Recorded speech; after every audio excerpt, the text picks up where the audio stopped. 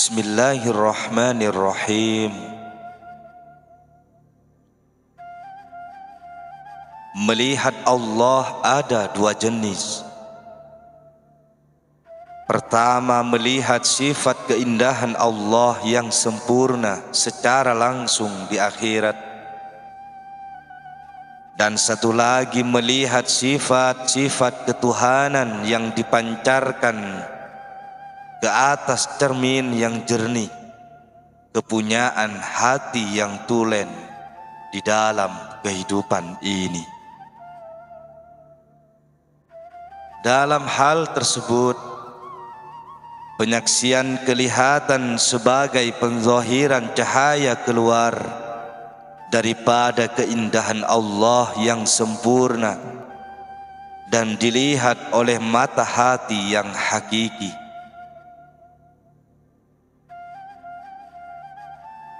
Hati tidak menafikan apa yang dia lihat. Mengenai melihat kenyataan Allah melalui perantaraan, Nabi SAW bersabda, yang beriman adalah cermin kepada yang beriman. Yang beriman yang pertama, cermin dalam ayat ini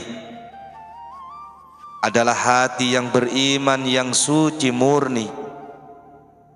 Sementara yang beriman kedua adalah yang melihat bayangannya di dalam cermin itu. Allah yang Maha Tinggi. Sesiapa yang sampai kepada makom melihat kenyataan sifat Allah di dalam dunia ini akan melihat zat Allah di akhirat tanpa rupa, tanpa bentuk. Kenyataan ini disahkan oleh Sayyidina Umar radhiyallahu an dengan katanya, hatiku melihat Tuhanku dengan cahaya Tuhanku. Sayyidina Ali radhiyallahu an berkata, aku tidak menyembah Allah kecuali aku melihatnya. Mereka berdua tentu telah melihat sifat-sifat Allah dalam kenyataan.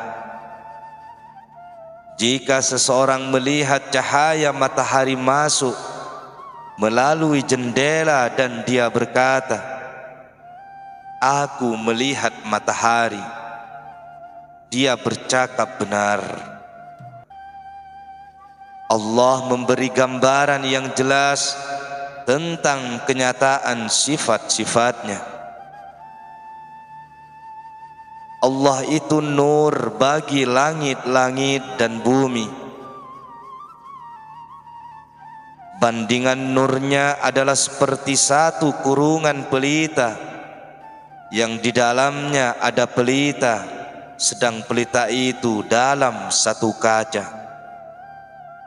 Dan kaca itu sebagai bintang yang seperti mutiara yang dinyalakan dengan minyak dari pohon yang banyak faidah, yaitu zaitun yang bukan bangsa timur dan bukan bangsa barat, yang minyaknya saja hampir menerangi walaupun tidak disentuh api.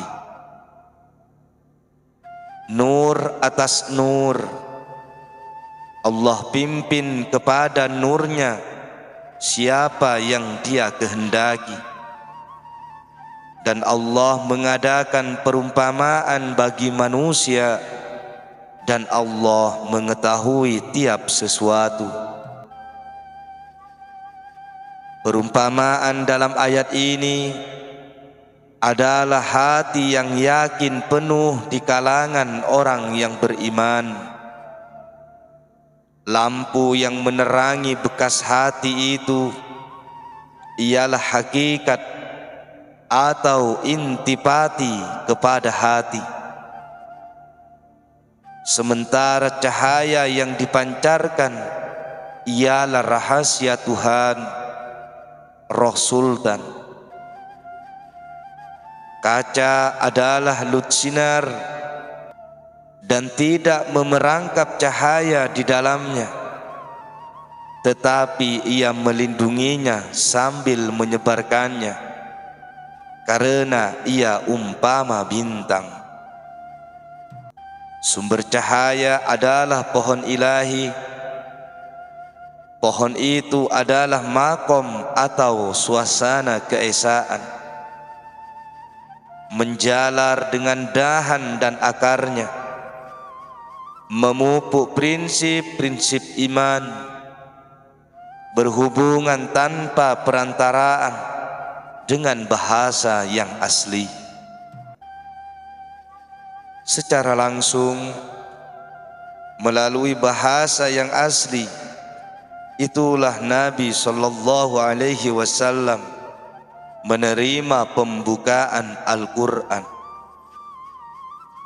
Dalam kenyataan, Jibril membawa firman Tuhan hanya setelah firman tersebut diterima. Ini adalah untuk faidah kita, supaya kita boleh mendengarnya dalam bahasa manusia. Ini juga memperjelaskan siapakah yang tidak percaya dan munafik dengan memberi mereka peluang untuk menafikannya, seperti mereka tidak percaya kepada malaikat. Firman Allah Subhanahu wa ta'ala,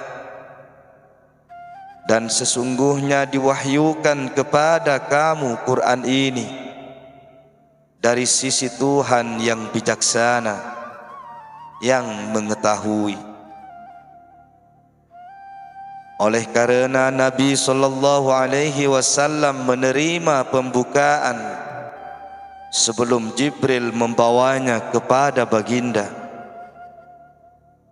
Setiap kali Jibril membawa ayat-ayat suci itu, Nabi SAW mendapatinya di dalam hatinya dan membacanya sebelum ayat itu diberikan. Inilah alasan bagi ayat. Dan janganlah engkau terburu-buru dengan Quran sebelum habis diwahyukan kepadamu. Keadaan ini menjadi jelas sewaktu Jibril menemani Nabi SAW pada malam Mi'raj. Jibril tidak terdaya untuk pergi lebih jauh daripada Sidratul Muntaha. Dia berkata, jika aku ambil satu langkah lagi, aku akan terbakar. Jibril membiarkan Nabi SAW meneruskan perjalanan seorang diri. Allah menggambarkan pokok zaitun yang diberkati, pokok keesaan, bukan dari timur dan bukan dari barat. Dalam lain perkataan, ia tidak ada permulaan dan tidak ada kesudahan, dan cahayanya yang menjadi sumber tidak terbit dan tidak terbenam. Ia kekal pada masa lalu dan tiada kesudahan pada masa akan datang. Kedua-dua zat Allah dan sifat-sifatnya adalah bekal abadi. Kedua-dua kenyataan zatnya dan kenyataan sifatnya bergantung kepada zatnya. Penyembahan yang sebenar hanya boleh dilakukan apabila hijab yang tertutup hati tersingkap, agar cahaya abadi menyinarinya. Hanya selepas itu hati menjadi terang dengan cahaya ilahi. Hanya selepas itu roh menyaksikan perumpamaan ilahi itu. Tujuan diciptakan alam maya adalah untuk ditemui khazanah rahasia itu. Allah berfirman melalui Rasul-Nya, Aku adalah perbendaharaan yang tersembunyi. Aku suka dikenali, lalu aku ciptakan makhluk agar aku dikenali. Ini bermakna dia boleh dikenali di dalam dunia ini melalui sifat-sifatnya. Tetapi untuk melihat dan mengenali zatnya sendiri hanyalah boleh terjadi di akhirat. Di sana melihat Allah adalah secara langsung, sebagaimana yang Dia kehendaki, dan melihatnya adalah mata bayi hati. Firman Allah Subhanahu wa ta'ala, beberapa muka pada hari itu berseri-seri, kepada Tuhannya mereka melihat. Nabi SAW bersabda, Aku melihat Tuhanku di dalam rupa jejaka tampan. Mungkin ini adalah bayangan bayi hati. Bayangan adalah cermin. Ia menjadi alat untuk menzahirkan yang gaib. Hakikat Allah yang maha tinggi tidak menyerupai sesuatu sama ada bayangan atau bentuk. Bayangan adalah cermin, walaupun yang kelihatan bukanlah cermin, dan bukan juga orang yang melihat ke dalam cermin. Fikirkan tentang itu dan cobalah memahaminya, karena ia adalah hakikat kepada alam rahasia-rahasia. Tetapi semuanya berlaku pada makom sifat. Pada makom zat semua kenyataan hilang, lenyap. Orang yang di dalam makom zat itu sendiri lenyap, tetapi mereka merasai zat itu dan tiada yang lain. Betapa jelas Nabi SAW menggambarkannya. Aku daripada Allah dan yang beriman daripada aku. Dan Allah berfirman melalui Rasul-Nya, Aku ciptakan cahaya Muhammad daripada cahaya wujudku sendiri. Maksud wujud Allah adalah zatnya yang maha suci, menyata di dalam sifat-sifatnya yang maha mengasihani.